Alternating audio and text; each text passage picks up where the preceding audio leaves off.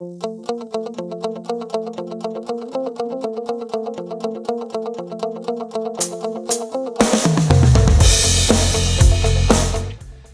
performance indicators, KPIs, and key performance markers, KPMs, are a widely accepted tool in business to measure performance. In Mindtrack Golf, we're introducing KPMs in this situation to focus on and to capture this very important key performance data for each player. What are they? Well, there's two.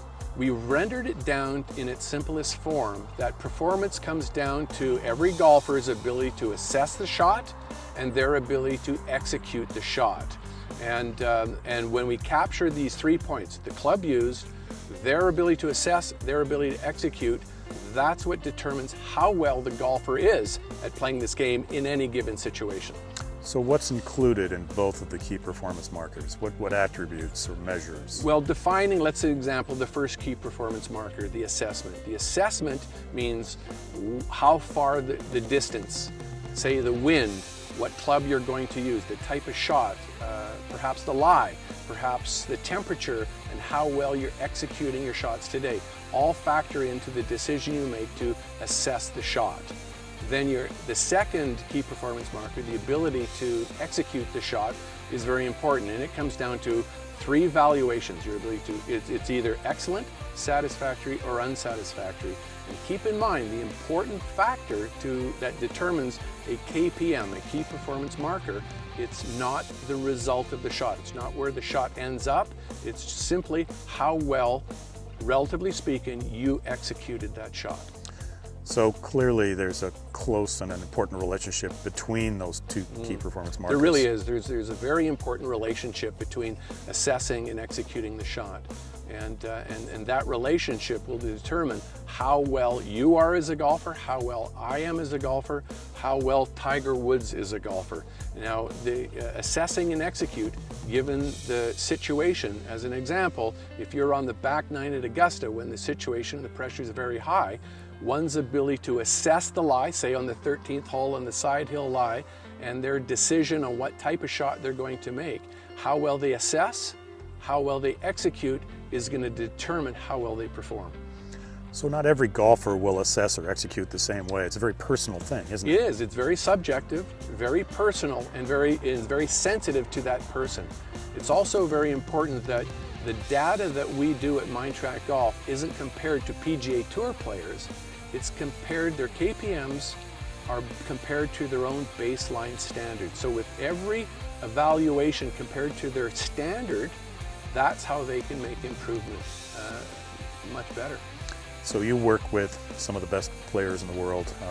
How have they responded to this concept and put it to use in practice? Yes, I've introduced Mindtrack Golf to a very good friend of mine who happens to be a major champion, and I talked to him about how Mindtrack Golf was going to help him. And it's not so much going back to the way he swung when he won that major championship.